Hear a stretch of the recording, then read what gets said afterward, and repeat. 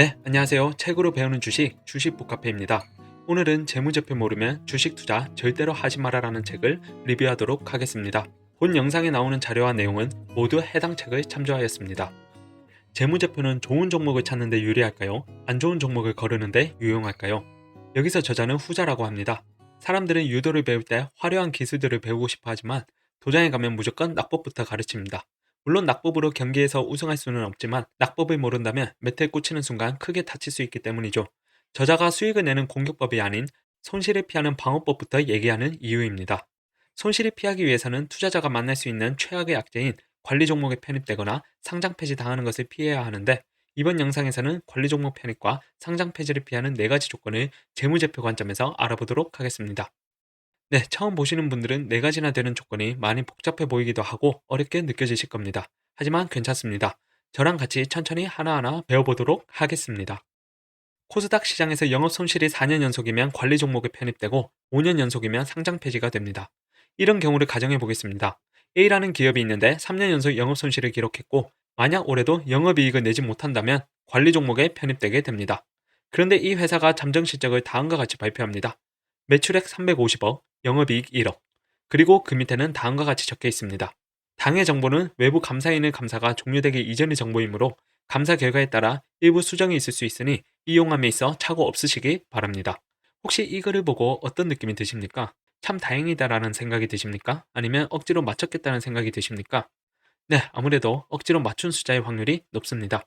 일반적인 상황에서 매출액이 350억이든 349억이든 크게 중요하지 않을 것입니다. 하지만 이 회사의 경우 지금 그 1억 원 때문에 관리 종목에 편입되느냐 마느냐가 결정됩니다. 따라서 감사인은 작은 금액까지도 일일이 다 확인해야 하고 세세하게 감사를 할 것이며, 회사가 어떻게든 맞춰서 냈을 것으로 보이는 저 숫자는 감사를 통과하지 못할 확률이 높습니다. 만약 여러분께서 보유 중인 코스닥 종목이 3년 연속 영업 손실인데 저런 공시를 띄운다면 어떻게 해야 할까요? 그대로 들고 있어야 할까요? 아니면 일단 던지고 감사 결과를 지켜봐야 할까요? 당연히 후자처럼 행동하는 것이 좋습니다. 하지만 주식시장은 그렇게 하지 않습니다. 다음은 A사의 2010년부터 2012년까지 3년간 영업이익입니다. 3년 연속 영업 손실을 발생했고 2013년에도 영업 손실이면 관리 종목에 해당되는 상황입니다. 그리고 이 회사가 2013년 실적과 관련하여 2014년 3월 14일에 공시한 내용을 보겠습니다.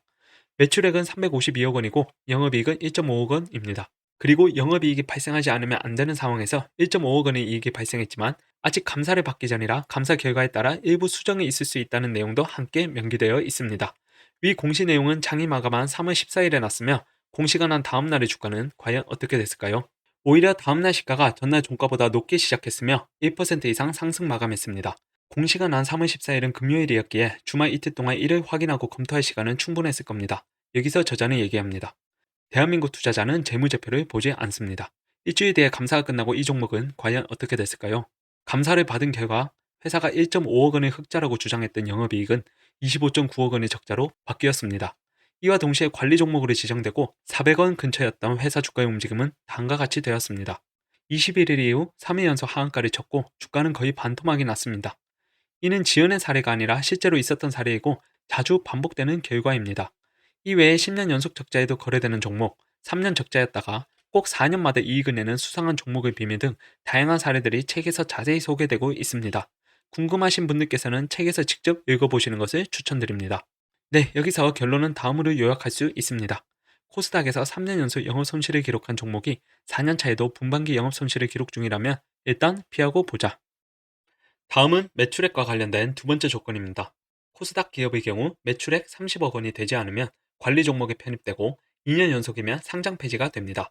A사의 경우 단기 매출액이 34억 원으로 기준점을 살짝 넘겼습니다. 하지만 매출이 진짜로 30억 원을 넘긴 것인지 아니면 의도적으로 만들어낸 것인지 정황을 살펴볼 필요가 있습니다. 해당 손익계산서를 보시면 작년에 없었던 매출 항목이 많이 늘어난 것을 확인하실 수가 있는데요. 바로 상품 매출액입니다. 여기서 제품과 상품의 차이에 대해서 먼저 짚고 넘어가겠습니다.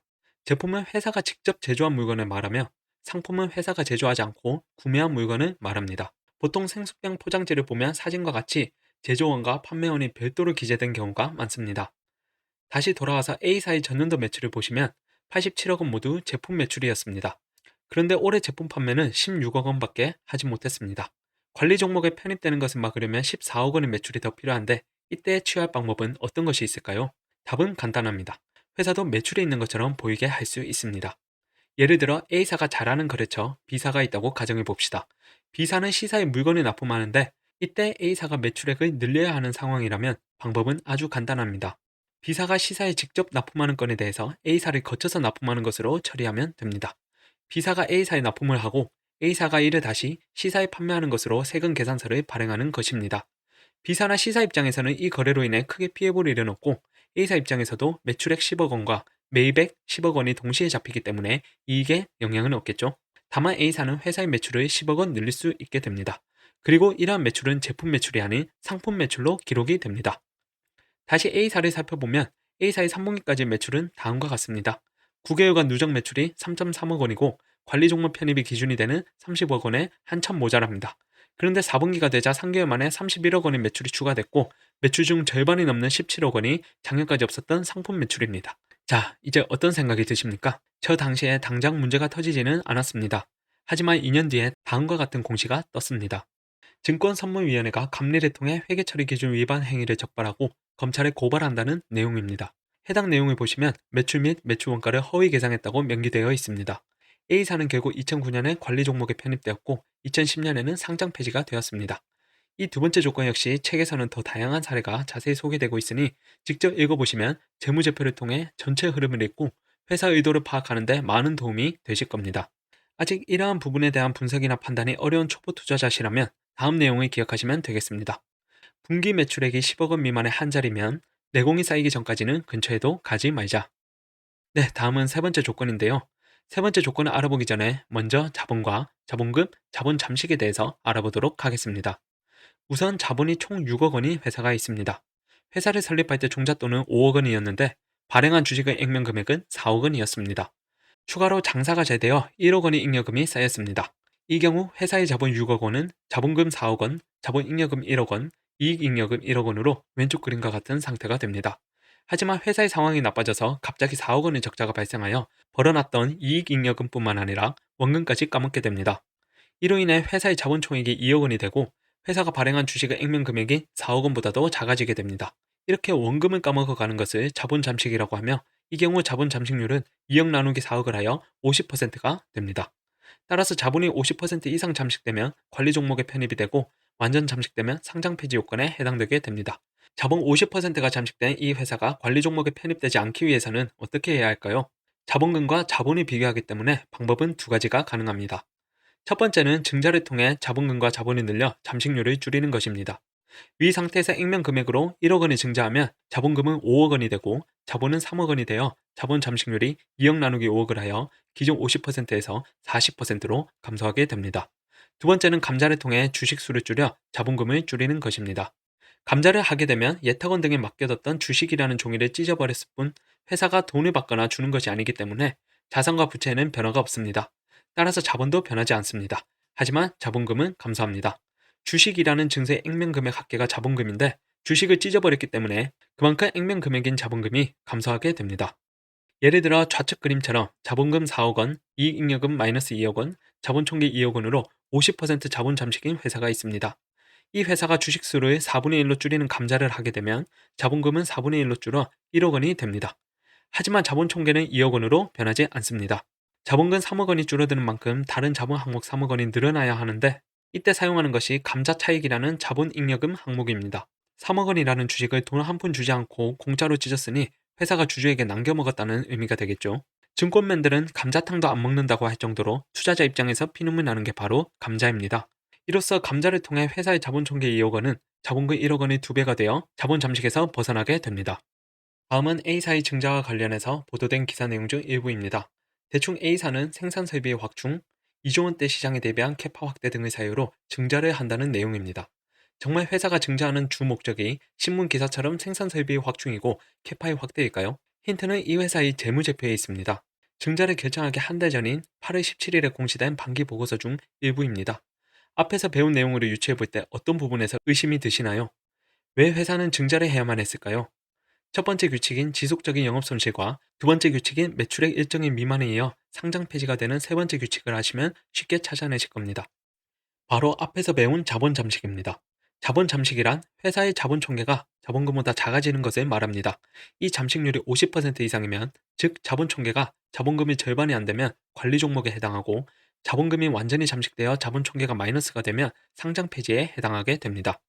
다시 A사의 반기 보고서를 보시면 자본 총계는 82.3억 원이고, 이에 반해 손익계산서상 6개월 동안의 반기 순손실은 약 156억 원입니다. 전년도에도 단기 순손실이 340억 원 규모였으니 대략 분기별로 7, 80억 원의 손실이 계속되고 있습니다. 남은 반기에도 이 추세가 이어지면 기말의 회사 자본은 얼마가 될까요? 분기별로 단기 순손실 7, 80억 원씩 자본이 날아가고 나면 기말에 10중 팔고 자본 잠식 상태가 될 것입니다. 상반기에 156억 원이던 적자폭을 하반기에 절반 이하로 줄인다고 하더라도 63억 원을 넘어서면 최소 50% 잠식으로 인해 관리 종목으로 편입됩니다.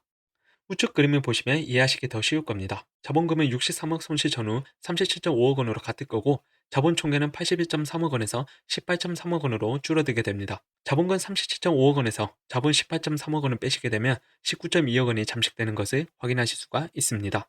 회사가 관리 종목에 편입되거나 상장 폐지되는 것을 막으려면 자본을 늘려서 자본 잠식을 피해야 합니다. 물론 증자를 통해 마련한 자금을 설비 투자에 사용하기도 하겠지만, 그 이전에 상장 폐지를 막으려는 목적이 우선했을 것입니다. 해당 회사는 결국 이틀간 주가가 14%나 하락하게 됩니다. 여기서 결론은 다음으로 요약할 수 있습니다. 그냥 자본 잠식 우려가 있는 종목에는 투자하지 말아라. 마지막으로 사례 하나만 더 보고 영상을 마치도록 하겠습니다. 해당 재무제표를 살펴보면 어떤 위험이 있을까요? 앞에서 다룬 자본 잠식 가능성을 한번 따져보겠습니다. 사업 연도 말 자기 자본이 398억 원이므로 대략 400억 원의 손실이 추가로 발생하면 자본 잠식에 빠질 것입니다. 하지만 작년 한 해 적자가 230억 원 정도이고, 올해도 1분기 50억 원 적자이고 향후 분기마다 50억 원의 적자가 예상된다고 치면 연간 적자가 400억 원 수준이 될 가능성은 그리 높아 보이지 않습니다. 그렇다면 관리 종목에 편입된 우려는 없을까요? 현재 자본금이 약 70억 원 수준이므로 자본 총계가 35억 원 미만이 되면 50% 잠식이 됩니다. 398억 원에서 35억 원 이하가 되려면 적자 수준이 363억 원이 넘어야 하므로 이 가능성도 그리 높아 보이지는 않습니다. 이유는 다른 데에 있습니다. 다음은 관리 종목에 편입되거나 상장 폐지가 될 수 있는 재무 요건 4가지 중 마지막 하나에 대한 내용입니다. 앞의 사례에 해당 규정을 적용해 보도록 하겠습니다. 먼저 자기 자본은 9기 말 398억 원이고, 법인세 비용 차감 전 계속 사업 손실은 232억 원입니다. 자기 자본의 50%는 199억 원이므로 법인세 비용 차감 전 계속 사업 손실 232억 원이 자기 자본의 50%를 초과하면서도 10억 원을 넘어섰습니다. 즉 위에서 말하는 자기 자본의 50%를 초과하는 법인세 비용 차감 전 계속 사업 손실에 해당되는 것입니다. 해당 조건은 최근 3년간 2회 이상일 때 관리 종목에 편입되므로 최근 2년 내에 1회라도 해당한 적이 있는 회사만 피하더라도 관리 종목 편입을 막을 수 있게 됩니다. 그렇다면 다음 해의 적자, 즉 법인세 비용 차감 전 계속 사업 손실이 어느 정도면 관리 종목에 편입될까요? 적자가 발생하는 만큼 자본은 감소할 것이고, 이 적자 폭을 A라고 한다면 다음과 같은 방정식을 세워서 알아볼 수 있습니다. 해당 방정식을 풀면 A는 133억 원보다 커야 한다는 결과가 나옵니다. 즉 다음의 적자가 133억 원을 넘어선다면 회사의 자본은 398억 원에서 133억 원을 차감한 265억 원 이하가 될 것이고, 이렇게 되면 법인세 비용 차감 전 계속 사업 손실이 자기 자본의 50%를 초과하게 되는 것입니다. 세 번째 조건이었던 자본 잠식이 되려면 398억 원의 적자가 필요하지만 해당 조건은 133억 원만 넘겨도 해당되게 됩니다. 그만큼 훨씬 더 타이트하다는 뜻입니다. 현재 회사의 적자 수준이 분기별 50억 원 수준이었으므로 이대로라면 관리 종목에 편입될 것입니다. 이를 막으려면 증자를 하여 자기 자본을 늘려서 손실이 자기 자본의 50%를 넘어서지 못하도록 해야만 합니다. 해당 회사는 결국 3분기 만에 누적 적자가 143억 원을 넘어섰고 4분기 중에 별도의 증자 공시는 없었습니다. 그리고 이듬해 3월 사업보고서 제출 시점에 관리 종목에 편입되었고 주가는 폭락했습니다. 1년 뒤에는 결국 상장 폐지가 되었고요. 이렇게 관리 종목 편입이나 상장 폐지, 증자는 사전에 예측이 가능한 경우가 많습니다. 필요한 것은 재무제표를 보는 눈과 습관일 뿐이죠. 네, 지금까지 관리 종목 편입과 상장 폐지를 피하는 4가지 재무 요건을 책을 통해서 알아보았습니다. 저는 손실을 피하기 위한 방법, 즉 낙법만 소개해드렸지만 책에서는 수익을 내기 위한 재무제표 보는 방법까지 설명해줍니다. 아무래도 400페이지가량 되는 많은 분량을 짧은 영상 하나로 압축하려다 보니 책에 비해 퀄리티가 많이 떨어질 거라고 생각됩니다. 하지만 이건 당연한 겁니다. 사경희 회계사님은 이 한 권의 책을 구상하고 완성하기까지 7년 정도의 세월이 걸렸다고 합니다. 그러니 영상을 보시고 난 후 꼭 책을 구입해서 직접 공부해 보시는 걸 추천드립니다. 책 속에는 사람들이 수많은 시행착오를 겪고 터득해낸 인생의 진리가 담겨 있고 그 진리를 가장 짧은 시간에 내 것으로 만들 수 있는 것이 바로 독서이기 때문입니다. 네, 그러면 이번 영상은 여기서 마치도록 하고요. 오늘도 귀중한 시간 내주셔서 정말 감사드립니다. 구독과 좋아요는 제게 큰 힘이 되며 여러분의 경제적 자유를 위한 그날까지 열심히 독서하여 더욱더 알찬 정보 준비하도록 하겠습니다. 시청해주셔서 감사합니다.